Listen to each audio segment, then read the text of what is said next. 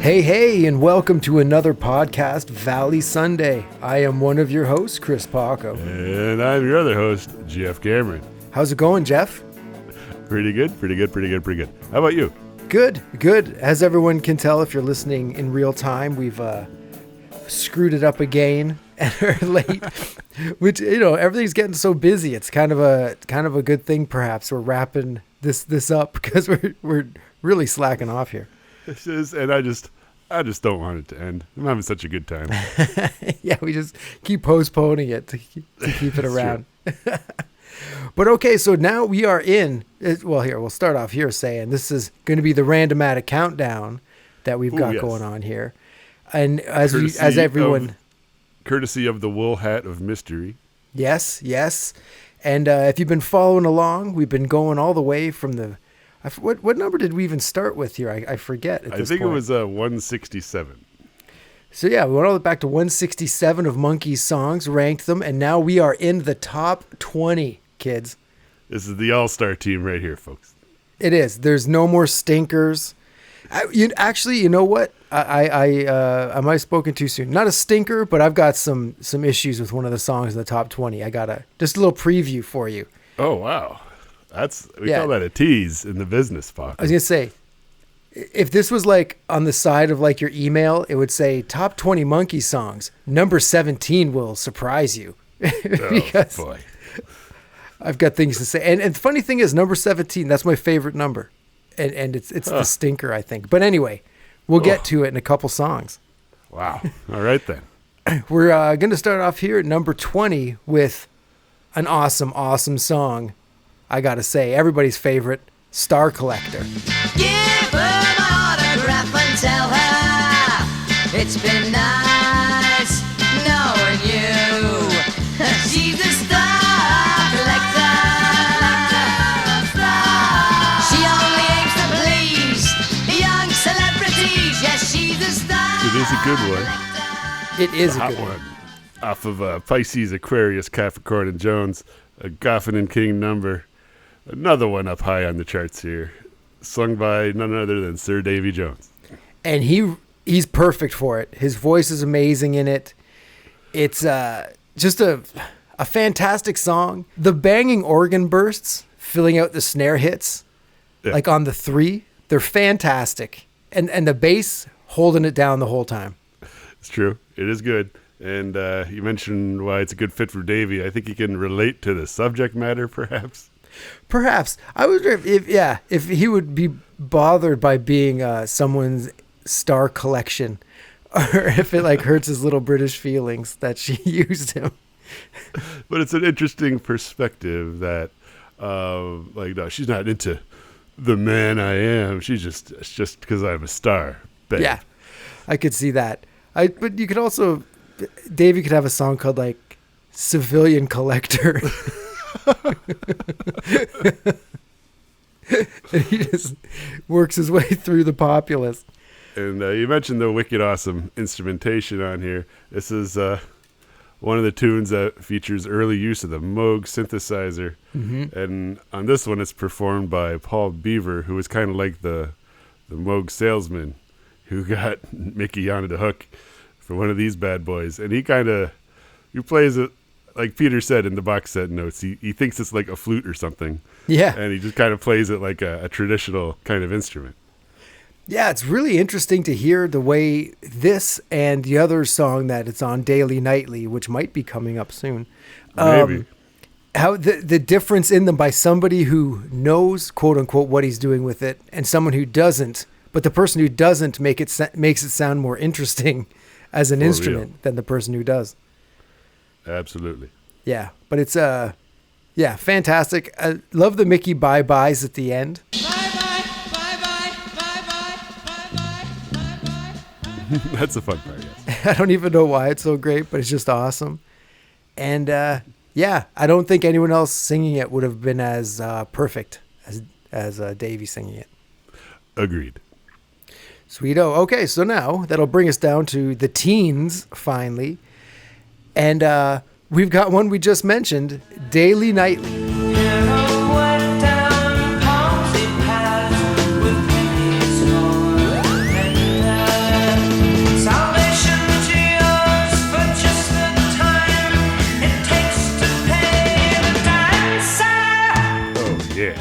Holy shit, what a song. It is incredible. Yet another Mike Nesmith pen tune, and yet another one that he hands the vocals over to Mr. Mickey Dolenz. Yeah, and it's trippy and it's weird. It has so many cool sounds and instruments. The lyrics are dense but deep, but apparently have no meaning. If you're listening to our review of the Mickey Show, and he talked about what he asked Mike what it meant. So when I got the lyrics and I was going to sing the song, I said to Nez, these are incredible words. This is beautiful poetry. What does it mean? He said, how the hell should I know? I was ripped. But it fits with the instrumentation and the general vibes of the time. And it fits really good on the type of album that Pisces, Aquarius, Capricorn, and Jones is. Yeah. There's a fantastic. lot going on, a lot of adventure. And I think at some point we mentioned how this song and the previous song, Star Collector, are like kind of a lost double A side for the Monkees. I was going to say that exact same thing. They go together perfectly. I couldn't imagine them not being together. Like if I hear one, I want to hear the other one. Yeah, they both have the similar videos, quote unquote videos. Yeah. From when the songs appear on the show. Like similar enough where I think like sometimes I catch myself thinking Star Collector is like the black and white one, but it's not. Daily Nightly is in really harsh contrast, black and white. Mm-hmm. Just on the darkened Monkees set. It looks like they're in some weird little studio space, but no, they're just at the pad. But it just looks like they're elsewhere. And one thing we didn't mention with Star Collector, just to go back, you mentioned the videos. That has the one where they're all playing the invisible instruments.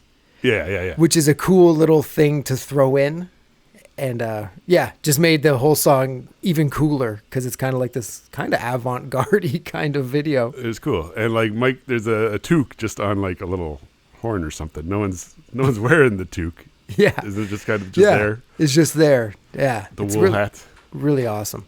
I wonder what Daily Nightly would have sounded like if Mike sang it instead of handing it off to Mickey. That's a good question. I think it could have like the righting wrongs kind of vibe to it. You know what I mean? The affected and echoey vocals. Absolutely. Like, there has to be, considering the amount of tapes and deep cuts that are out there. There's got to be a demo or something of Mike playing the song. We just haven't come across it yet. Yeah. So if anybody has that, and you're like, give us a link. let's find this song because I'd love to hear it. For real. So that's Daily Nightly, our number 19 here at the Randomatic Countdown at Podcast Valley Sunday. Up next at number 18, we got Going Down. Floating in the river with a saturated liver, and I wish I could forgive her, but I do believe she meant it when she told me to forget it, and I bet you will forget it when you find me in the morning wet and drowned, and the wood gets round. I'm going down, I'm going down. Man, always a blast to listen to this song. Absolutely, man. It's just, it puts the video in your head right away, make you dancing around. Yeah. And it's just such a trip. The words per minute, it's just blistering. For real, man. It's vocal delivery, unreal. You know, goes without saying with Mickey, but this song's even higher up on that ladder. And it's a live staple, and he pulls it off. He lets the audience sing the verse sometimes, pulls someone out of the crowd. It's awesome when they nail it. It is very cool. They do it at almost every show, but I don't think they did it last time we seen them, did they? No, because I was waiting for it. It didn't happen. Yeah, it's not like a hit. It's like a big time fan hit. Yeah. Oh, definitely. Like if you're into the next level of Monkees, you know and love this song and what it kind of represents, I guess. And it's written by Diane Hildebrand, who wrote a few things for the Monkees. And it's the B-side to Daydream Believer.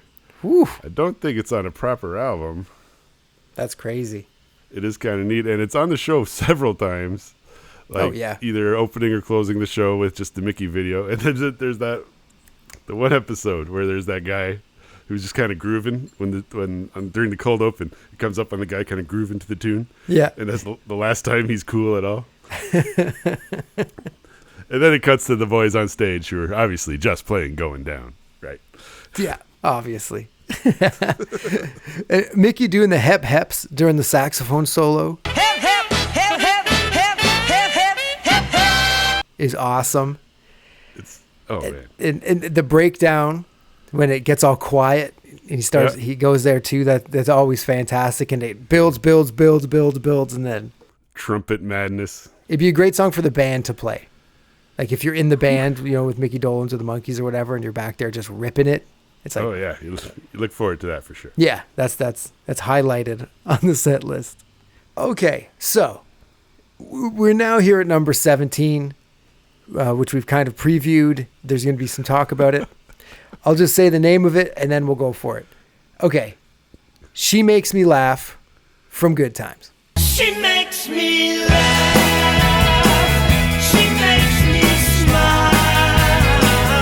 And I could hang out with her all day and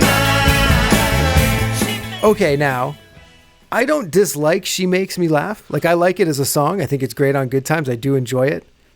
But it's at number 17 here. And with the other Good Times songs, I think at least a few of them should have been higher than this one. And I'm not saying they should have been in the top 15. I'm saying this one should have been like in the 30s of this countdown, I believe. And I don't understand how it made it this high. Huh. I think we gave it a pass all the way up here due to me regaling everybody about how amazing it was. I had just started a new job. It was late 2015. There was a new Muppets TV show was coming out. Everything was coming up, CJ. You know what I mean? I hear you. And then like on Facebook or something, it's Rhino Records or something that's just had shared that video, like the comic book video, the lyric video, but the lyrics are in the bubbles of the comic book flying by. Yep. And it's like, holy shit, it's a new Monkees record. and it's Mickey and it's Peter and it's Mike, and there's a record coming out, a new bunch of music by the Monkees. And Rivers Cuomo wrote this song for the Monkees. Oh, to the MG. This is neat. It was like a super big deal. And like, I must have watched it like 1,000 times in a row. And it was just similar to Justice, and similar to how probably Poulet felt. It was like, this is out of nowhere. This is crazy.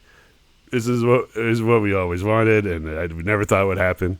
Like before Justice came out, we were like, you think Mike's ever going to get together with the guys? Like, nah, bullshit. Nah. And then like by this time, by 2015, you're like, oh, it's got to be done. Maybe they're just doing some tours and whatnot. And by this time, they had sort of been together and apart, but like for tours. But I did not think they would make a new record. No, once Davey passed away, I didn't think we'd get any new Monkees, anything.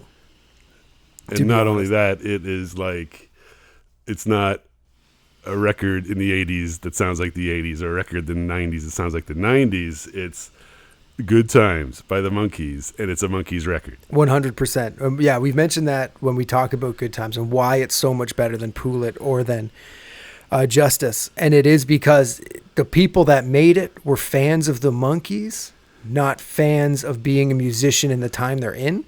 Yeah. They pulled from people who were already kind of famous, which could have probably helped, who were true Monkees fans and wanted to celebrate the real Monkees, and that's where it came out.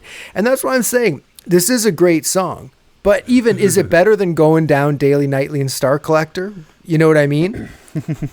To me, no, but this is where it is. And I don't know how to review it without pointing out that I think it's in the wrong spot. Fair enough. Noted. And maybe it got goosed some points for kind of representing the Good Times project as a whole, because it was the first thing out, and the video is just so neat. Agreed. And it was a cool way to do it, because Yeah, You know, it's 100%. not like we said last time. It's not. They look like themselves dressed as old guys. They just use some old stuff, like the old comics. Yep. And it fits. It sounds like monkey music, and it looks good, sounds good, and it takes you there. Yeah, And when 100%. you hear lyrics like, we'll have a dinner date tonight and play some Scrabble with the guys, you picture the guys. It's just so much fun.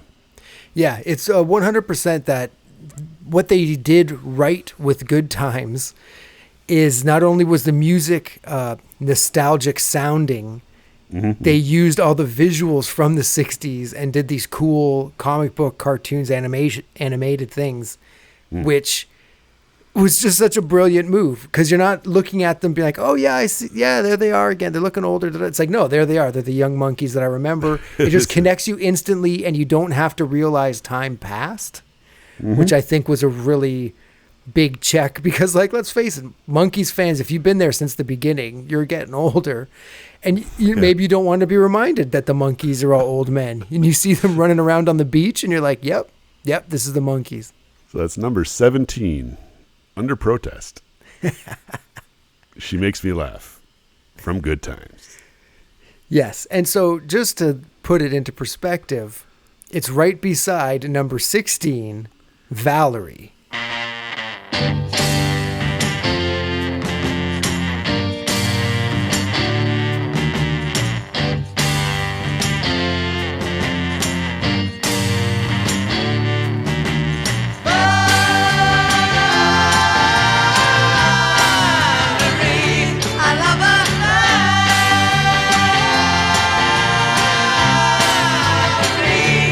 You'll notice it's not ahead of Valerie. Yeah, I would have, we'd do this whole list over again. I'd be like, okay, we're starting at 167. What do we got? But anyway, back to Valerie at number 16. Every version of this song is awesome. Like, there's a whole bunch, but the best one to me is the buzzy guitar version. Absolutely. And when I put together the list for the YouTube channel of the Randomatic Countdown videos and the tracks, like, sometimes I got the original song. Sometimes it's a deep cut alternate take.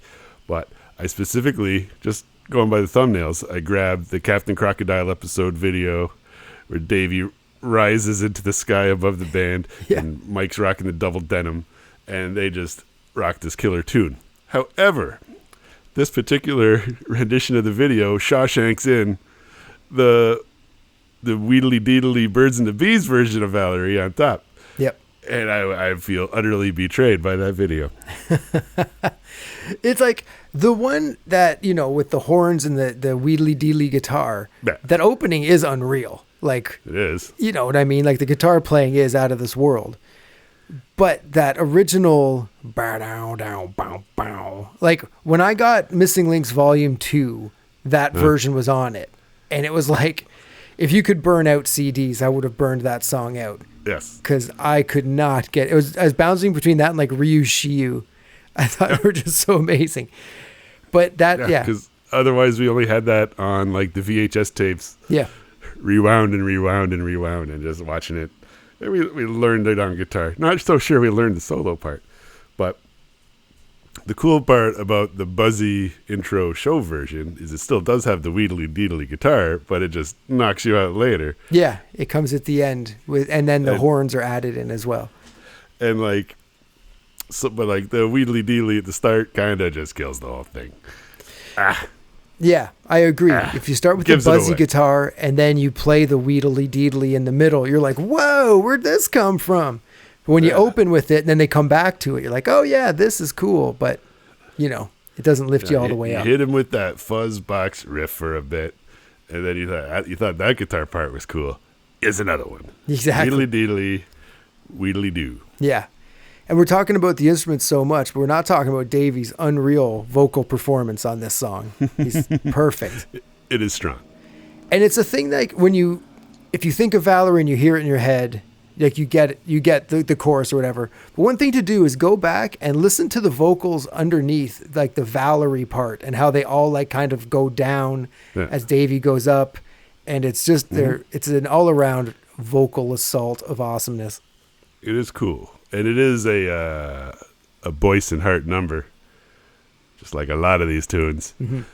And it could have predated the Monkees project itself, and it is probably Boysenhart on the background vocals.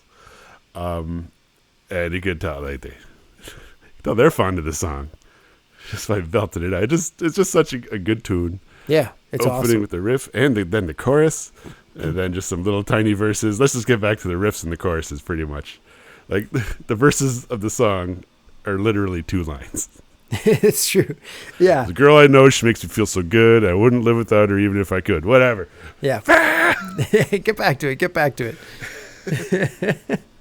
Yeah, and then when we recently saw Mickey, they played it, and it was awesome to hear it because it was like, oh, sweet. And the guy played the Wheedly Deedly perfect. Uh-huh. It was awesome. Like, this is one of those Monkey songs back when, like, there used to be FM oldies radio. This is one of the 5 or 6 Monkey songs you'd hear every day. If you, like, worked at a drugstore or something, had the oldies on, and you were listening for, like, 8 hours, you'd hear a bunch of Monkey songs. This would probably be one of them. And it would be probably the Wheedly Deedly Birds and Bees, the Monkees version. 100%, yeah. And so there's that version. And there was, like you said, the Missing Links Volume 2 version, which was the one from the show. And then it was also out as a single off of Birds and the Bees and the Monkees. It peaked at number 3. Oh. So I think this was the single after Daydream Believer that didn't go to number 1. How did it not? I don't know. I bet you if it was the Buzzy version would have went all the way up, I think. All the way up. No doubts about. That would have been Day Tripper, man. Yeah. True enough. So yeah, Valerie, we had pulled it on episode 6. Back when we were wee youngins. The first weekend. It was the first weekend. No? Yes, the first weekend back in August 2019. Yep. Crazy. That's turning into a long time ago, cuz. Is it ever? I'd like to take a break here halfway through the episode.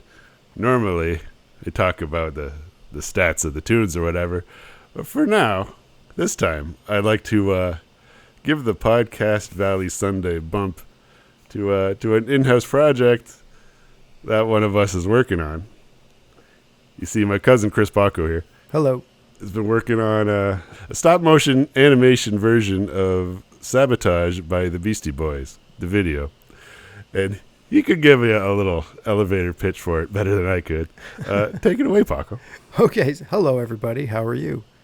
So yeah, we're wrapping this up. So just let you know what other future projects, I guess, if you want to keep hearing my voice at least, is I'm making a remake of Sabotage. It's a stop motion thing. It's done like, closest thing I'd say is like South Park style. Like it's all flat on the ground or on the table, made out of like construction paper and cardboard and stuff.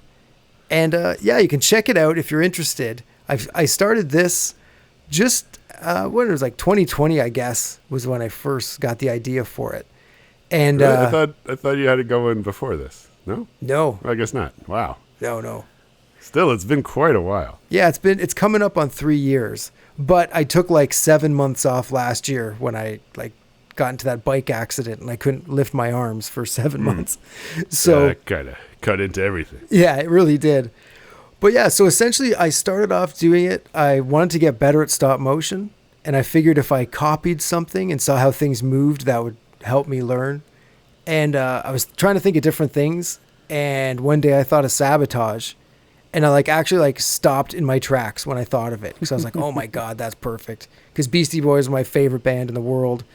And it's like a cartoon anyway, that video. And so Very, very much so. yeah, I came home, I watched the video, and I thought, impossible, absolutely not. I can't do this. But I couldn't stop thinking about it. And so I did some tests and jumped into it. I'm starting at shot 1, and I'm going all the way to shot 129, because there's 129 shots in that video. And hopefully, previous to this, Paco had done a handful of stop motion projects with the cutouts and things, but nothing to this scale or this level of detail. It's really incredible. thank you. And you could check it out at Corduroy Frames. Yep, Corduroy Frames on Instagram or YouTube. I have every shot I have a making of video for. So from shot 1 all the way through with a couple little specials of behind the scenes stuff. So if Very you're cool. checking us out on YouTube, yeah, go over to Corduroy Frames. The Blu-ray is going to have like 16 hours of bonus material for a 2-minute rock and roll video. Exactly. Because there's hours and hours of footage for this. But yeah, so that is what I'm working on. I'd really dig it if you checked it out. And yeah, that's what I got, I guess. I hope that was a good pitch. I don't know. I feel weird talking about another project on this project. So it's all good because it is very cool. And similar to this, it's definitely a passion project, a labor of love. Yeah. And no one's giving Paco a dime. He's just doing this for the love of the game, man, and for the love of the Beatsy Boys. Yeah. One thing I was thinking yesterday, it's like I have 2 jobs because I work on this like for hours and hours at a time. And it's, just for fun to get better at it. And honestly, I can say because there's no pressure on it, like no one's like, I'm not doing it for a company or something like that. This is like one of the most rewarding, fulfilling projects I've ever worked on. Like I love working on it and love trying to make it look as close as possible to the actual video. So, yeah, it's been very cool, and you can tell you're learning as you go, and it's just incredibly instructive, and it's really neat. And I've been digging watching as it develops, and I can't wait to see the finished project. Yeah, and if you want to see, I have shots 1 to 60 up on my Instagram page, Corduroy Frames. And it's not on YouTube yet because I don't have the rights to the song, so it would get taken down. But on Instagram, it's there with the song on my page. So check it out, everybody. That's right, folks, at Corduroy Frames for this and other projects in the Corduroy Paco oeuvre. And we're back. Number 15 here at Podcast Valley Sunday, Randomatic Countdown. And it's kind of a big deal. It's I'm a Believer. Then I saw her face. Now I'm a believer. Not a trace of doubt in my mind. I'm in love. I'm a believer. I couldn't leave her if I tried. Yeah, I bet a lot of people would think this is too low, I guess, as far as important songs for the Monkees. But I think for a lot of Monkees fans, you've heard it so many times that it's just kind of like a part of you, and you're going to hear it somewhere. So you don't always put it on your playlists or put it up high. Kind of, yeah. And like when it was kind of everywhere, and then there was the Shrek Smash Mouth thing, and then we kind of like you kind of like distance yourself from it, even as a Monkees fan. Like, no, I'm a Believer for a while. But for me, it's come all the way back around, and I just love this goddamn song so much. Yeah, you can't really say anything bad about it. That's for sure. It'll always be the song for the Monkees, along with Daydream Believer. Like I think if people are just pulling a song out by the Monkees, it'll be one of the Believers. And like it used to be, Last Train to Clarksville used to be really up like in the top 2 songs. But I think the test of time. I think this has kind of come out on top, partially due to the Shrek Smash Mouth thing.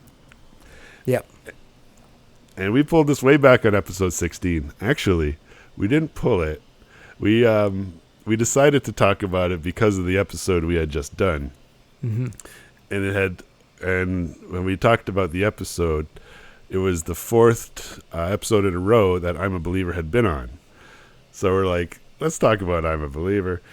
And because, maybe a coincidence, but after those 4 shows, it was number 1 in the charts for the next 7 weeks. That is crazy.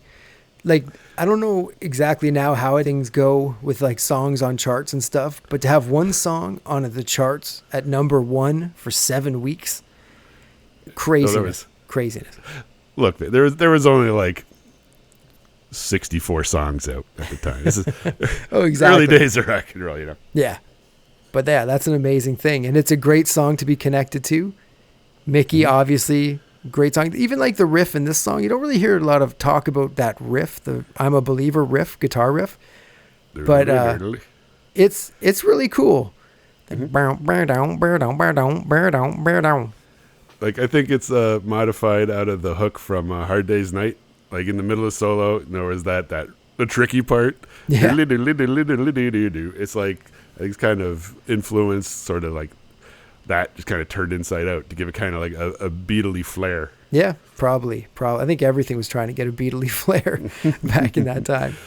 But it's like, this was a crazy pop hit, even though it contained lyrics like, disappointment haunted all my dreams. Yeah. Like the occasional little dark strand of something in a Neil Diamond song, which it is obviously, not obviously, maybe, sort of, a Neil Diamond song. I believe his highest charting song here on the countdown.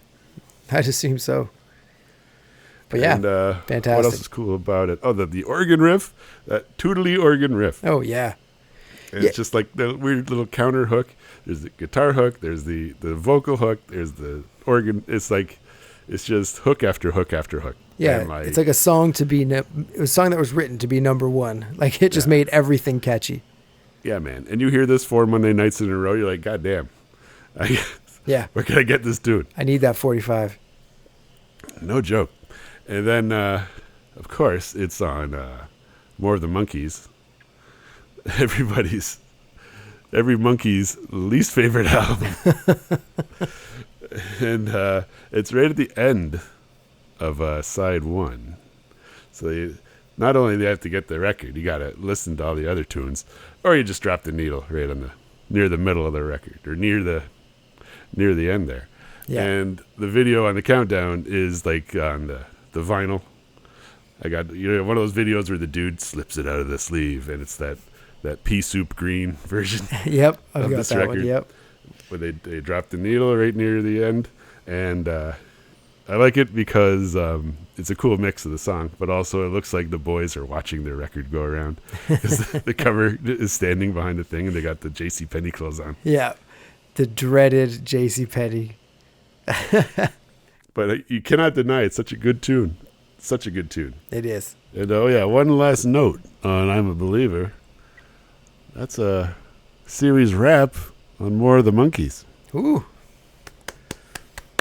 Good showing. Good showing.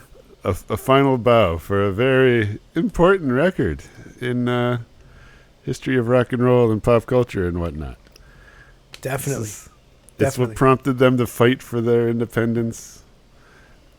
And it paved the way for damn near everything else. Yeah, it really changed the Monkees' trajectory, that's for sure. Even though I bet you many other actors who were singing those would have been like, no, let's just do what we're doing. Who cares? Like, whatever the frig. And then they just would have been the Archies or something. You know what I mean? They wouldn't have had this exactly reach.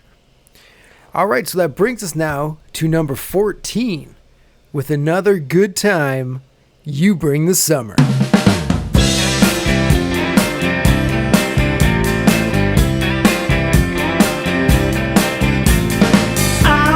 Chips and the dips and root beer, even though dark purple rain clouds are near. When you come around, you bring the summer.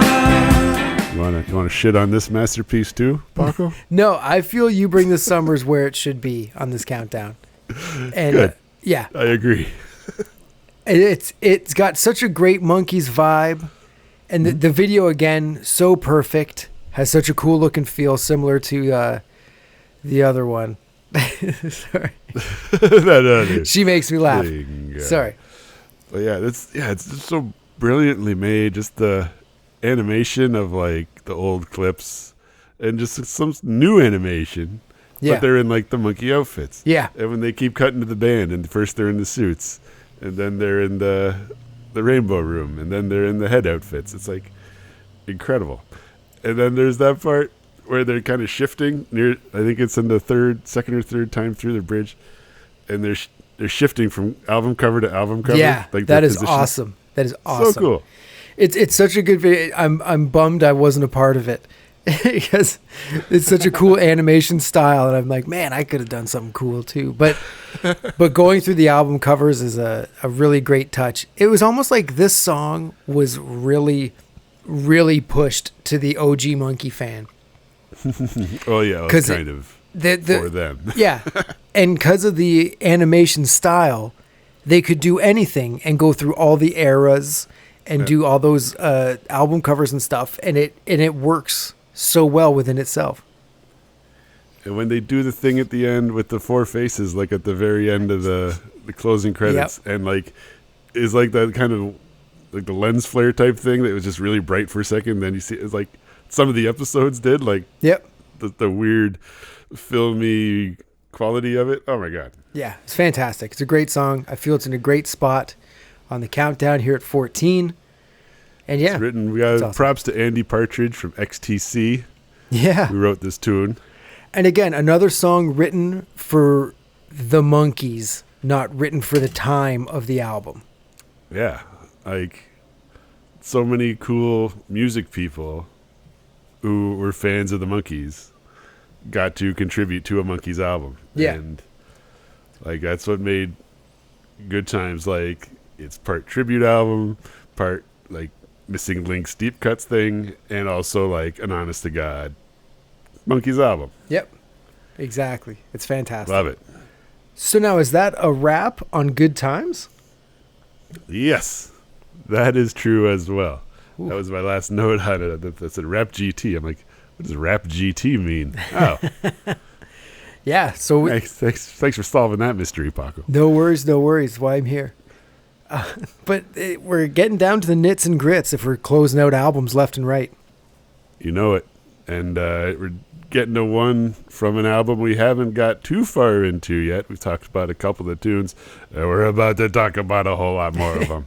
Can you dig it? Can you dig it? Do you know?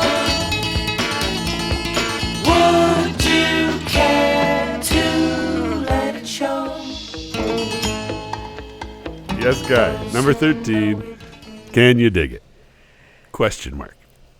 And it's kind of crazy that we're like, oh yeah, we've played a couple songs off this album, and we're at number 13 out of 137. It's just like, okay, so which album's our favorite? There's not that many tunes on the album It's itself, true. but it is telling that we still have the majority of the album to talk about.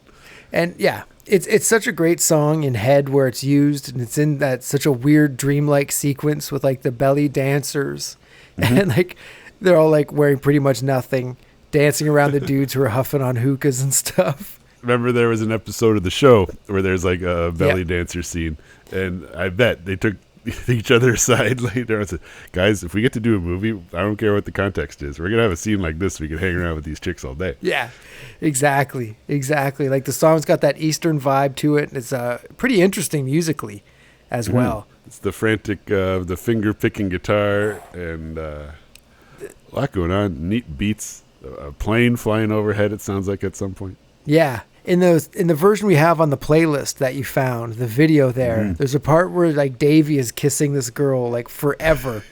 And in the background, there's like an out of focus Peter just like sitting there by himself. Just trying not to notice. Yeah. Like, you know.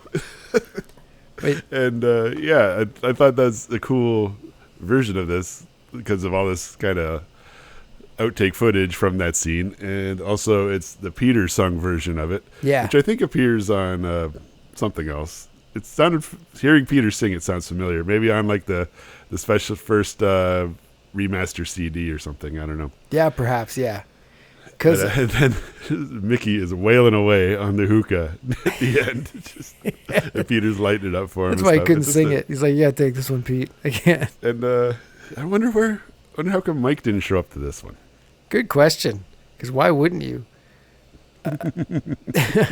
But one thing, Tony Basil is one of the belly dancers in Head, Oh, yeah? which I did not know. I didn't know that either. Well, she also dances with Davey. Exactly. In the Daddy. So she's all over this movie. Yeah, she's multiple roles. Hopefully she got paid twice. But no. Would you like to, I'm not sure we'll get many more chances to do it, Paco. So would you like to do a brief... Here's Michael Nesmith explaining why he was not on the scene when they shot the belly dancing video. Nes? Man, I got a wife and kid at home. I can't be sitting around smoking hookahs with belly. Are you crazy? Thank you, Mike. Thank you, Nez. That clarifies everything. Much appreciated. Michael Nesmith, ladies and gentlemen. Thank you. Yes, I do feel that would be the reason. That's the only reason. You miss that day at work. It's just like, I don't want to come home to this. I'm just going to forfeit and not do it. So that's Can You Dig It? Number 13 here at Podcast Valley Sunday. Yes, and oddly enough, after 13, we've got number 12 Get out. with a banger, absolute banger. I Love You Better. Nah, man, I love you better, man. I love you better, man. I once went with a belly dancer, lum doody day. Once around, I didn't stand a chance, lum doody day. But I love you better. I love you better. So this is one of the first songs we pulled from the hat that blew me away because I hadn't heard it in such a long time. It was just kind of like in the ether of my brain.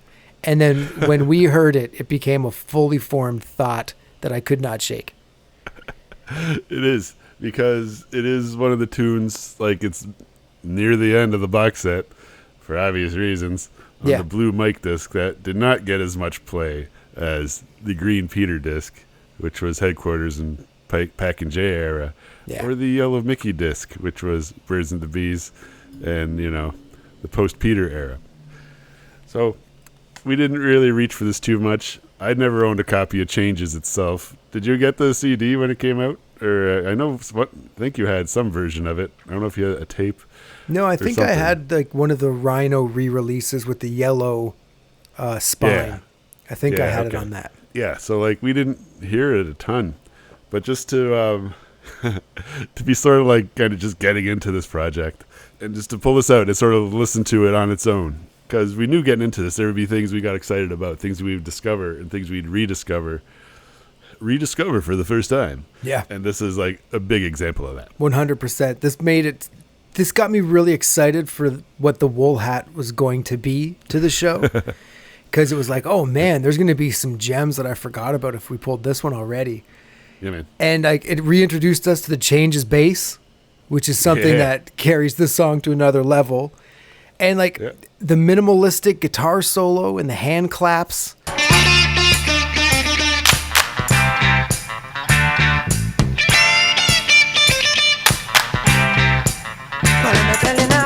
Are just freaking perfect. And I said this when we pulled it the first time, but I love that Mickey thinks he was with Miss November. Think I went with Miss November. Like he can't quite recall. Like a highlight of anyone else's love life is something Mickey Dolenz isn't even sure of. Just an afterthought in the last verse. Yeah. Oh, yeah. I think I was with Miss November, but oh, whatever. Who cares? I was with a million of hot chicks. It's just like, what the hell? What a line that is. What a line. Exactly. And that's just, they still had the swagger. They still had the monkey kind of bravado. And it was still there. And it's but like you said, that Changes bass, played by Chuck Rainey, who is a session monster. He's on Asia by Steely Dan.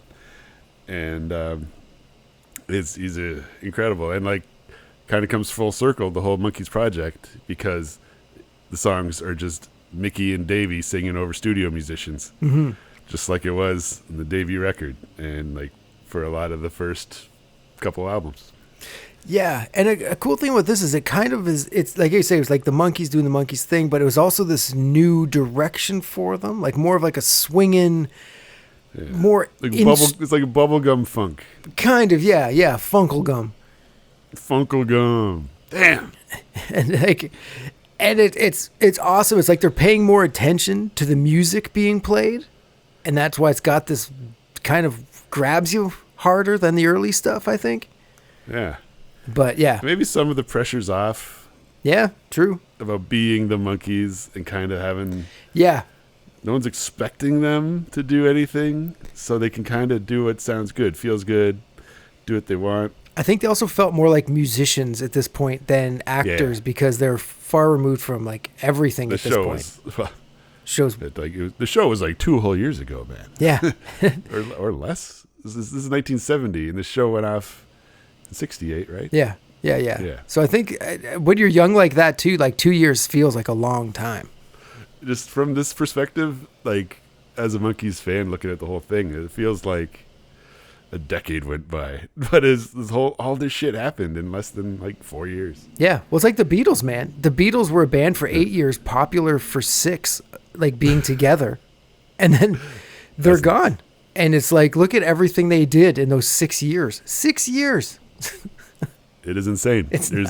There's a Sirius channel dedicated to them. Yeah, exactly. That's how serious it is. But anyway. You're not going to believe this, but that'll be an album wrap on Old Changes. Boom. That's a great one to go out on, though. Congratulations on beating out more of the Monkees. Changes. Yeah, for real. Yeah, it's hard to believe. This hung in there near the top of the charts for pretty much this whole project. Yeah, when did we pull this song? It was episode 7. So like we did 4 episodes on that first Saturday, 4 on the Sunday. Yep. And this was the second last episode of the day. Crazy. I remember kind of standing in your studio there. Just having that, we were standing there listening to it. We weren't sitting. We were like standing and we were like super excited to be listening to this too. Yeah.